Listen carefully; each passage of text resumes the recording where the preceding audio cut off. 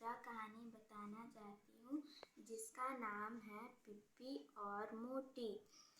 एक आम का पेड़ में पिप्पी अपने घोंसले के साथ रहती थी। उनके 3 बच्चे थे। एक दिन पिप्पी खाना लेने गई, तभी वो वापस लौट के आए तो उन्होंने देखा कि तीनों बच्चे गायब हैं। और जब वो कुक्कू कोयल से पूछी तो कुक्कू कोयल बोली कि वह तीनों बच्चे को तो एक इंसान उठाकर ले गया है।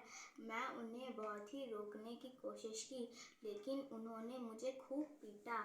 फिर पिप्पी ने कहा कि सॉरी, मेरे वजह से तुम्हें चोट लग गई है।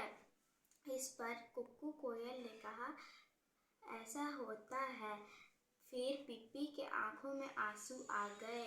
फिर कुक्कू कोयल ने कहा कि रोने से कुछ नहीं होता है, क्यों ना तुम मोटी बंदर की सहायता ले लो।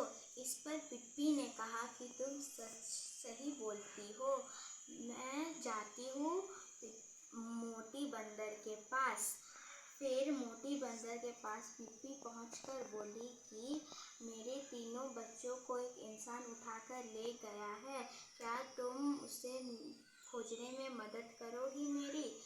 फिर पिप्पी ने कहा कि तुम तो अक्सर ही शहर जाती हो। इस पर मोटी बंदर ने कहा कि मैं जाती तो हूँ, लेकिन तुम्हें एक कुछ देना होगा, उसके बाद मैं तुम्हारे तीनों बच्चों को ला दूंगी।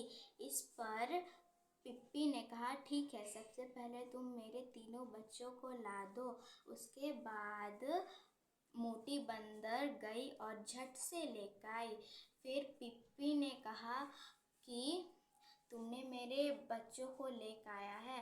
फिर मोटी बंदर ने कहा, याद है ना तुम्हें मुझे क्या देना?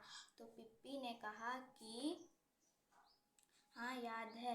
फिर पिप्पी ने कहा कि तुम इतनी आसानी से कैसे लेके आ गई मेरे बच्चों को?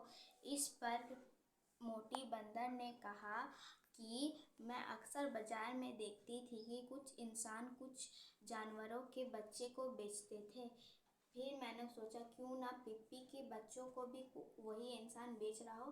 फिर मैंने उसे झट से उठाकर ले गई। इस पर मोटी बंदर ने कहा कि तुम पेड़ों के आम को आधा खाती हो फिर छोड़ देती हो, ऐसा अच्छी नहीं है। अगर तुम्हें पूरा ही खाना है तो खा लो। उसके बाद पिप्पी ने कहा कि ठीक है, मैं ऐसा ही करूँगी।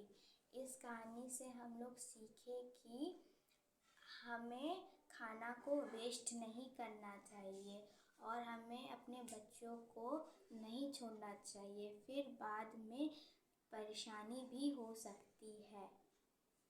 Thank you. जय मसीह। जय मसीह की।